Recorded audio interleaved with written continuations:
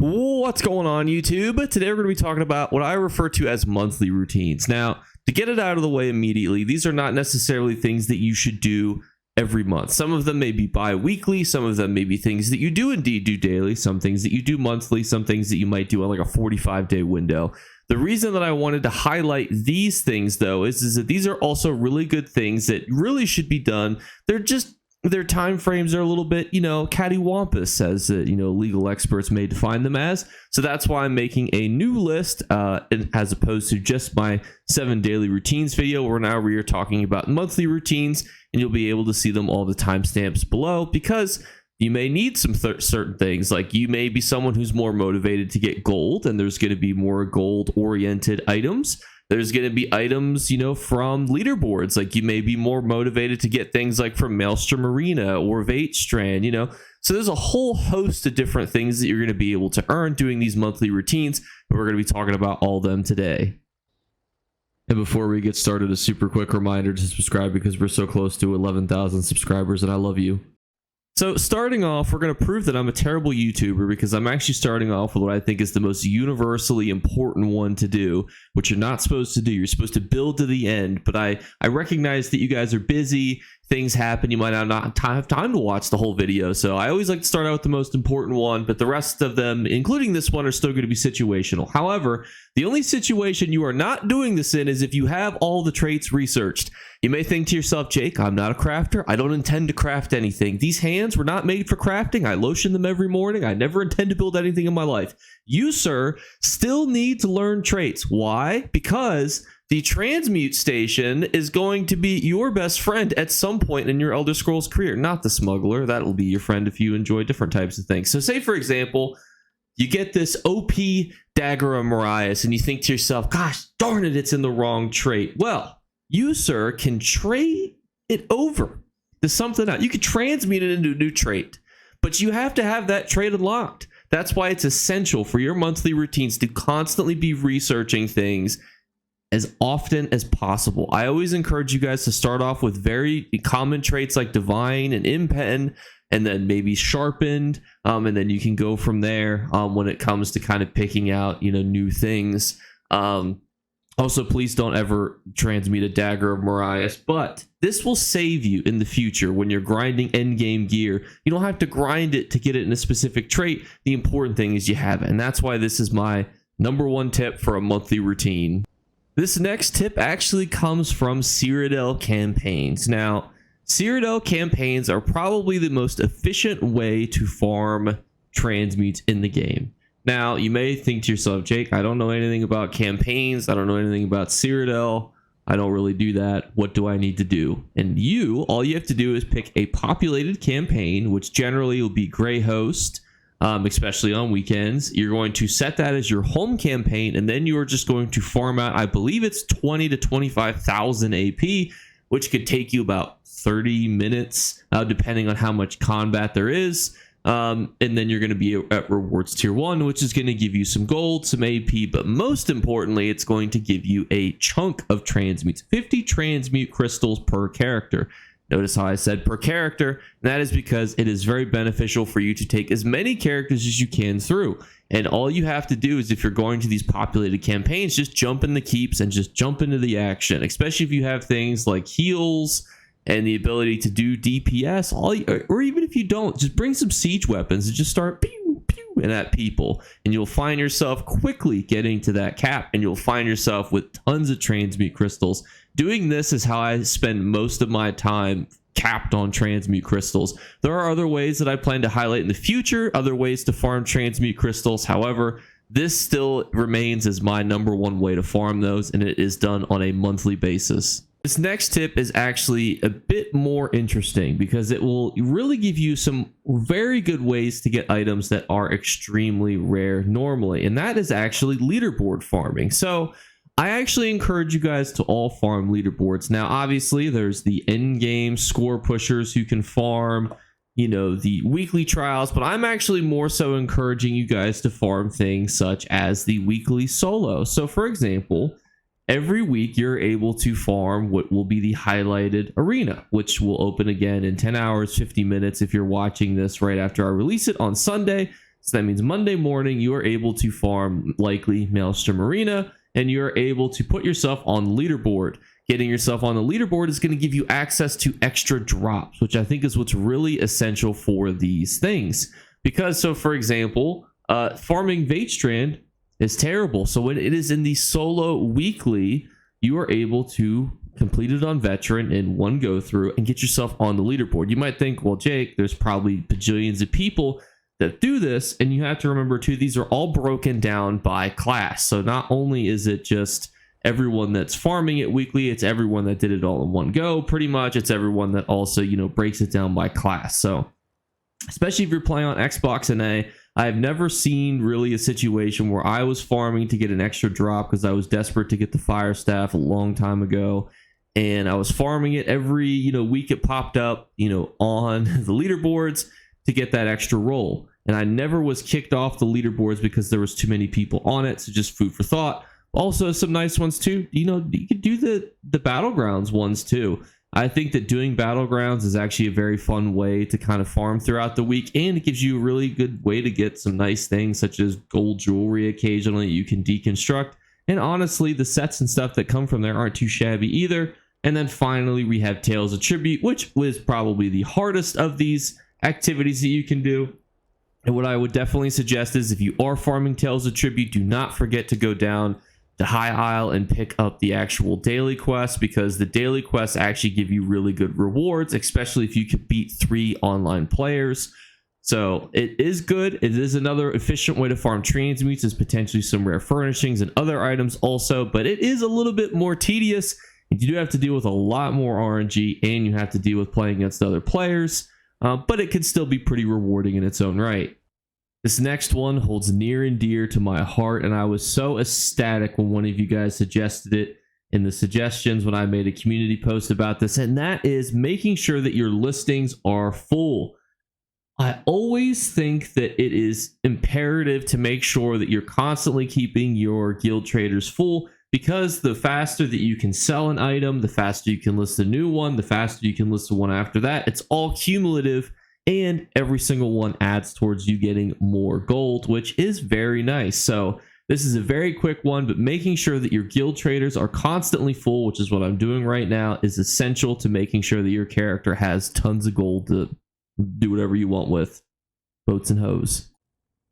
This next one is one that is near and dear to my heart, and when one of you suggested it, I almost burst into tears because it was giving me flashbacks, and that is doing your gold antiquity leads. Now, you may think to yourself, I don't want this item. I don't need this item. But here's the thing, is either one day it might be good, or B, you might want it just to have it in the future. So I've always found that it is good to do leads regardless if you plan to complete an item, because there I was needing a lead, only to remember that I at one point had that lead, and then my dum-dum self had to reform getting the lead, which dropped from Blackwood Daily Quest, if memory serves me, and it was painful because they would not give it to me. I had to go back and farm multiple dailies on multiple characters, and then the RNG was just like, no, we gave it to you once. You're going to have to wait a long time to get this again. So I encourage you guys to check what gold leads you have, even purples, and farm those before they expire in their 30-day window. So now we're going to talk about Writ vouchers. Now, originally I was kind of like, do I want to talk about Writ vouchers? The video is going to be a little long anyway, but then I was thinking about it. You guys suggested doing your Writs, taking a day to do both your survey maps and also doing your Writ books, which I think doing your survey maps is great, because if not, they will eat up your entire inventory.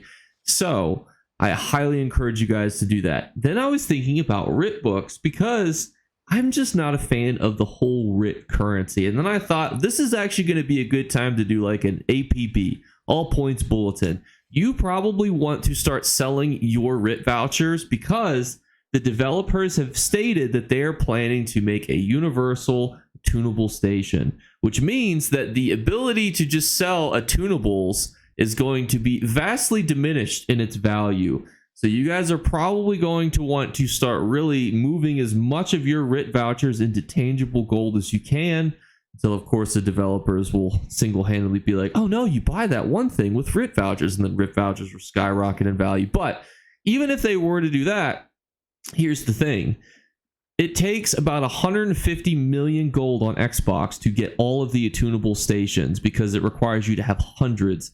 So unless the new universal attunable station costs 250 times like 100 in stations, I highly doubt that they're going to sell it for like 25,000 Writ vouchers because you really don't have that many usually. So I would encourage you guys, because of that, to start moving your Writs into tangible gold. Maybe start buying other items to hold it in, or just start, converting it either into research scrolls, because I don't know how many attunables are going to be selling because they made that announcement. But this is a bit of an APB and also a monthly tip for you guys to do, because I always want to make sure that you guys know as much information as I do when these kind of changes are coming down the pipeline. A notable exception to my video on daily routines was talking about daily endeavors, because I think while you certainly can do daily endeavors, there's just way better ways to spend your time. However, what I would say though is your weekly endeavors are significantly better. Sometimes they give you things like good chunks of experience and these actual endeavor crystals. You're also able to sometimes get transmute crystals, AP, straight gold. They actually really do put a lot of thought into the rewards that you can be getting from your weekly endeavors. Sometimes that slips into the daily ones, but if you consider what it's like to spend time to get 15, and then you look at how much it's going to cost you to actually get something, you might as well do a daily quest instead of actually doing that, because it's just going to be much more time efficient. Even if you were trying to buy some of these mounts, you have to remember that a lot of people will sell you crowns with gold. So in that instance, it's better to just do daily quests and do things that are profitable. But I do encourage you guys, though, to do those weekly ones. My cat just knocked my mouse off my table. Another great suggestion from you guys was to do Imperial City dailies. Now, every single zone in the Imperial City, when you go up the ladder, is going to have a daily quest associated with it. The ones that I usually do are the Temple District, but there's other ones that you can do. It really doesn't matter. Both of them are fairly straightforward through every single zone. But the reason that you want to do these occasionally is if you can do 50 and you can get one of the Siege of Cyrodiil distinctions per day, you're able to get the Timber Crow costume. Now, a lot of people will farm for this. It used to be worth millions of golds on console, but has since seen a stark decrease, unfortunately. But it was something that originally was a very good daily quest to farm to get you a bunch of money. Today, not so much on console, but if you are looking at your current markets and you're seeing Timber Crow costumes listed for millions of gold, it could definitely be something to take a couple minutes out of a couple days out of the week to farm until you get 50 of these bad boys. And as a follow-up to that by Bora, who made an absolute amazing suggestion based on this, is that there are 7 distinct districts. So if you spent a weekend doing all 7 of them, you could then spend the next 7 days turning one in every single day. Absolutely amazing suggestion, and thank you so much for that. And as a final point, log in usually until you get to about the week 3 reward. So always try to log in to make sure you can get the week 3 reward, or just double check to make sure it's worth doing.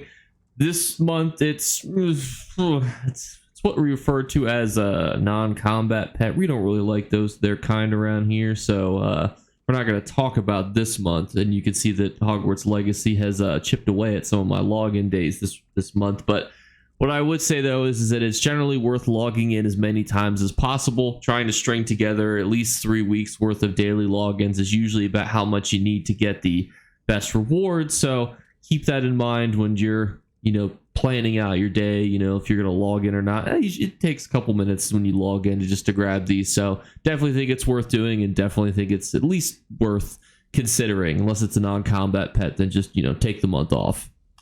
But that is going to wrap up the video. Let me know if there's any other monthly, weekly, or just daily routines that you think that I've missed. Obviously, feel free to go check out the video on daily routines, my top 5, 7 favorite. This video is a little bit more than 7, so let me know if there's any that I missed, anything that you guys would suggest, and by leaving comments in the comments below. you are entering into the giveaway, which will be pulling on March 1st. Every single comment that is left on every single video is entered into a random number generator. I pull one comment at the end of every month. My cat has decided that she's actually going to make an appearance. She's right here. And by entering, you're able to win ESO Plus for 1 month, a $20 gift card of your choosing. You also can be entered by subscribing, and as a third drawing for this month, we are now doing the funniest comment of the month. It is a little bit subjective, so that's why we're still doing the other two, because those are much more just RNG based, but I always think that these your guys' funny comments make me smile, so I wanted to see more of those. So it's a bit biased, but hey, if it's funny, the funniest, you could win $20. So hey, leave some funny comments, or just like the video. I'm not. It's up to you guys. But either way, I appreciate you guys watching to the end. I know this is a longer video, and I just want to thank you guys again for having patience with me, sticking around, and stopping by. So I'll see you guys later. Bye, guys. You better remember to like and subscribe to Jake Clips. Or you should. I might have to pluck your eyes if you don't. Or, better yet, I'll skip rope with your entrails. Do it now. Subscribe. Ta-ta. Off with you. It's a super quick post-outro scene. So the reason that I haven't done the video on weird sponsorship offers is because I've received more weird sponsorship offers on Friday. So I was like, man, this is craziness. And then I also have an offer too for talent agent. So I'm like gauging all of these things in my head. But it's just craziness, especially because it's like, I know myself. I'm like, somebody's reaching out because they want to take me on as a talent. Are they crazy? It's so weird, but I'm just trying to gauge through that. I might do like a channel poll on if we should have a talent agent or not, because that would be more so in line with like something I would do. So been a little bit weird, but I want to thank you guys again for sticking around and watching past the outro, and I'll catch you later. Bye, guys.